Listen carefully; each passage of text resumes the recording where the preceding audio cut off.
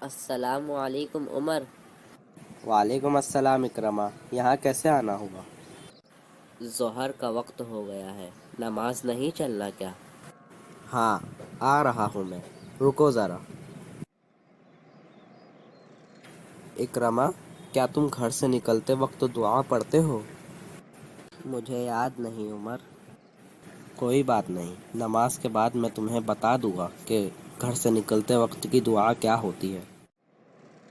عمر، تم نے کہا تھا کہ نماز کے بعد تم مجھے گھر سے نکلنے کی دعا بتا دو گے۔ کیوں نہیں؟ چلو، اب میں جو بھی بولوں گا میرے ساتھ پڑھنا۔ ٹھیک ہے۔ بسم اللہ توکلت بسم اللہ توکلت علی اللہ، علی اللہ لا حول ولا قوت الا باللہ۔ لا حول ولا قوت الا باللہ۔ ماشاء اللہ، اب پوری دعا واپس پڑھو۔ بسم اللہ توکلت علی اللہ لا حول ولا قوت الا باللہ۔